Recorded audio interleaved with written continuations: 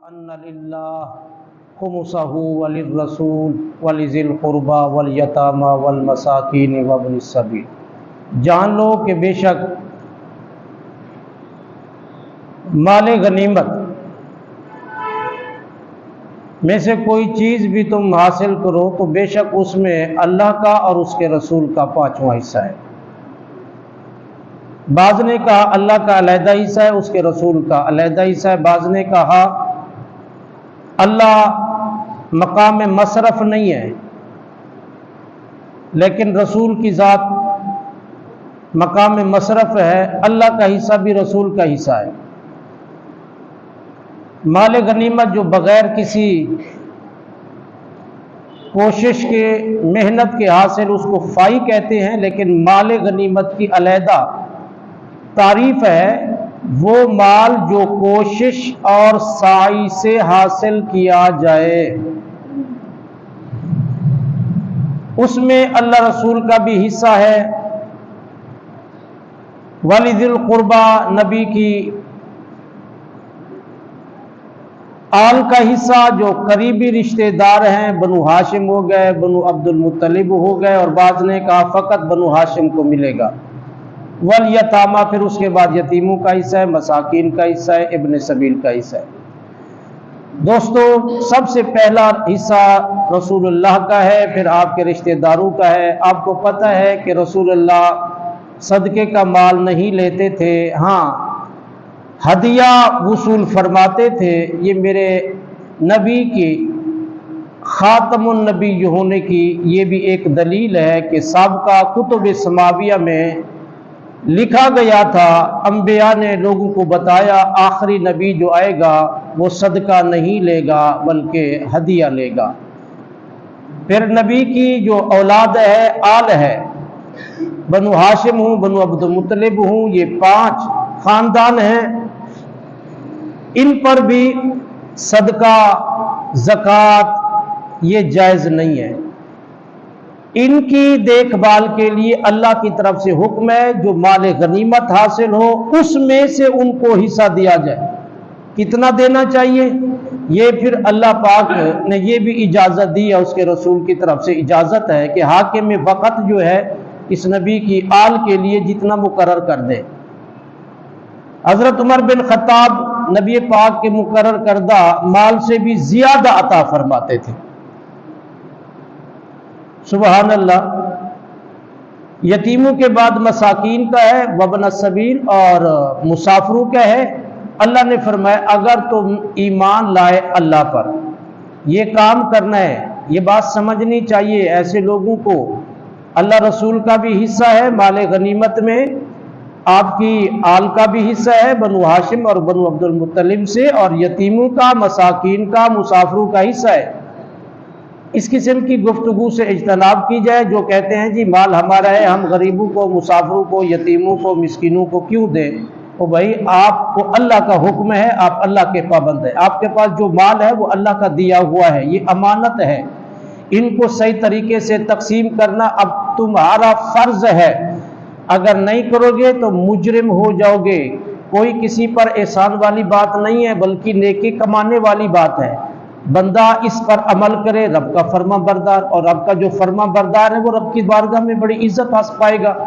और अल्लाह ने फरमाया वमा अंजलना अला अब्दिना यौमल फुरक़ान, और जो नाजिल किया हमने अपने बंदे पर। अल्लाह पर ईमान लाए, अगर तुम उस पर जो हमने अपने बंदे पर नाजिल किया इस पर ईमान लाए तो फिर बात वाज़ेह है कि इन हजरात का हिस्सा निकालना है माले गनीमत से। और आपको सीधा लफ्ज़ बता दूं कि लश्कर जो इस्लामी जाते थे फतह नुसरत के साथ वापस आते थे, माल गनीमत लेके आते थे, तो वो चीज़ें थी। यौमल फुरक़ान, फर्क वाला दिन, इससे मुराद है बदर का। रब ने बदर के मैका दिन को यौमल फुरक़ान फरमाया। याद रखो वो दिन था पहला ऐसा मार्का हो गया कि मुसलमान कलील तादाद में, कुफार बड़ी तादाद में, मगर वहां पे मुसलमानों को शान व शौकत के साथ फतह नुसरत से नवाजा गया। रब ने उस दिन को फुरक़ान फरमाया, हक व बातिल की जंग फरमाई کہ مسلمانوں اور کافروں کے درمیان فرق دیکھو کہ رب نے ان کو پوری آب و تاب کے ساتھ فتح و نصرت میں بدل دیا، مسلمان جو ہے وہ فتح کے ساتھ واپس لوٹے۔ یوم التقل جمعانی، جب دو جماعتیں، دو لشکر ملے تھے جس دن، واللہ علی کل شیء قدیر، لوگوں اللہ اپنی شان و عظمت بیان کرتے ہوئے فرمایا کہ اللہ ہر چیز پر قادر ہے۔ یہ مالک جو ہوا وہ 313 کو فتح دے 1000 کے مقابلے میں، وہ مالک ہے۔ رب نے فرمایا اللہ ہر چیز پر قادر ہے، مت تم ادھر ادھر دیکھو۔ تو یہ تفسیر تھی۔ اب ہم اگلی تفسیر سورۃ توبہ سے ہے، دوسرا پاؤ شروع ہو رہا ہے۔ تو اللہ تعالیٰ نے فرمایا براءۃ من اللہ، بری ہے، قطع تعلق کا رب نے اعلان فرمایا تو فرمایا بری ہے، برات ہے اللہ اور اس کے رسول کی طرف سے۔ الی الذین عاہدتم من المشرکین، جو تم نے وعدہ کیا مشرکین سے، اللہ اس سے اب بری ہو گیا ہے۔ بات یہ تھی کہ یہ 9 ہجری کا واقعہ ہے کہ اللہ کے نبی نے لشکر روانہ فرمایا کیسر کی طرف، اور غزوہ تبوک جس کو ہم کہتے ہیں، بڑا دور دراز کا سفر تھا، گرمی کا موسم تھا، شدید گرمی پڑ رہی تھی، ادھر فصل بھی تیار ہو گئی تھی۔ آپ کو پتہ ہے مدینہ شریف کی جو فصل ہے وہ کھجوروں کی ہے، اور شدید گرمی میں کھجوریں پک جاتی ہیں، اور پورے سال کا لوگوں کا انحصار ہوتا ہے اسی فصل پر، ان کا گزر بسر اسی کھجوروں پر ہوتا ہے۔ تو ادھر فصل بھی تیار تھی، ادھر جنگ کا بھی اعلان ہوا، گرمی شدید تھی، سفر طویل تھا، آگے جو لشکر تھا کیسر کا، ان منافقین، مشرکین اور کفار کو یقین ہو گیا کہ اب یہ لوگ مسلمانوں کو پیس کر کیسر والے رکھ دیں گے، اب مسلمانوں کا بچ کر واپس آنا ناممکن ہے۔ اب کیونکہ معاہدہ ہو چکا تھا ان کفار مکہ سے، تو اب یہ فائدہ اٹھا رہے تھے کہ اب انہیں یقین ہو گیا کہ مسلمان نہیں بچتے، لہذا معاہدے توڑو۔ لشکر تو روانہ ہو گیا، صحابہ کی ایک تعداد تھی وہ نکل گئی، پیچھے چیم گویا شروع ہو گئی۔ تو رب کو اعلان اس طرح کر دیا کہ رب نے اس طرح اعلان کر دیا کہ اللہ اور اس کا رسول بری ہے، کوئی معاہدہ شعاہدہ نہیں ہے، 4 مہینے کے معاہدے ختم ہو رہے ہیں، اس کے بعد ہم کوئی ذمہ داری نہیں لیں گے۔ معاہدے کی پاسداری، ہاں جس کا 4 مہینے سے اوپر ہے اس کو پورا کیا جائے۔ یہ حدیث مبارکہ میں بھی آتا ہے، مشرکین سے معاہدہ نبھانا مسلمانوں کا فرض ہے، پر آگے ان کی جو ہے وہ جو سوچ رہے تھے اس پر پانی پھیرا جا رہا تھا، ان کی امیدیں اب دم توڑتی جا رہی تھی۔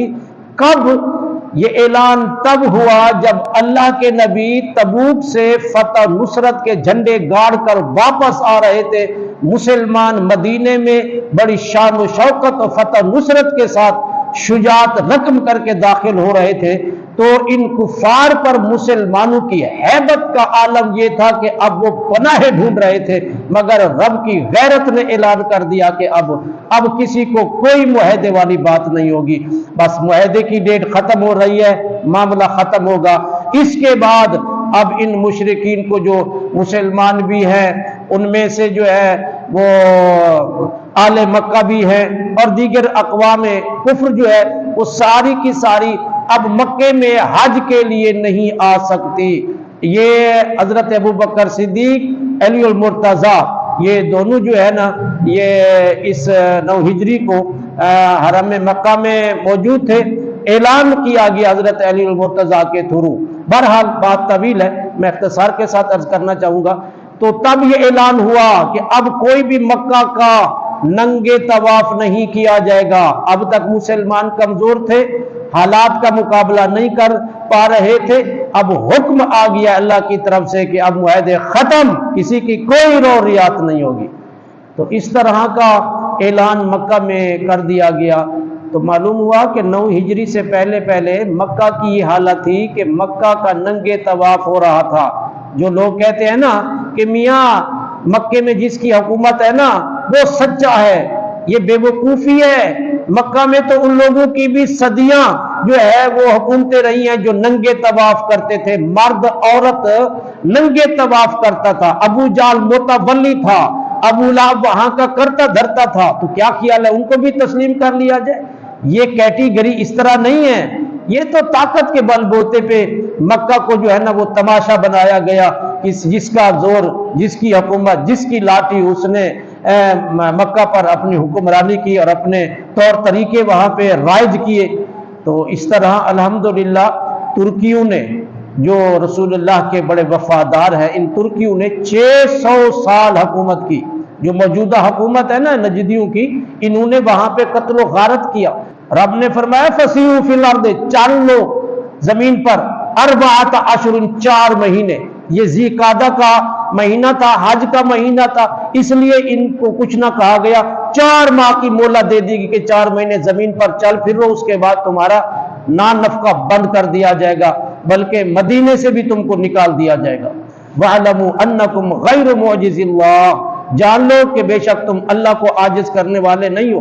وَأَنَّ اللَّهَ مُخْزِي الْكَافِرِينَ، اور بے شک اللہ تعالیٰ جو ہے وہ رسوا کرنے والا ہے کافروں کو۔ یہ قرآن ہے۔ اللہ کی بارگاہ میں دعا ہے اللہ تعالیٰ ہمیں عمل کی توفیق عطا فرمائے۔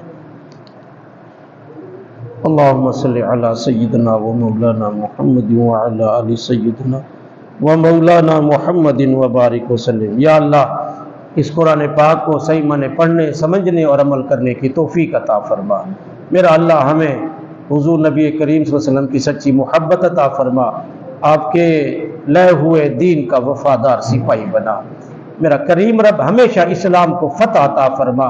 مولا تو نے پہلے بھی کافروں کو رسوا کیا، اب بھی مولا تو کافروں کو رسوا فرما۔ مسلمان ظلم کی چکی میں پس رہے ہیں، بالخصوص فلسطین پر میرا اللہ رحم و کرم فرما، ان کو فتح و نصرت عطا فرما، اللہ ان کی غیبی مدد فرما، اور یہودیوں کو ہمیشہ شکست فاش عطا فرما۔ صلی اللہ تعالی علی خیر خلیہ و نور عرشہ محمد وعلی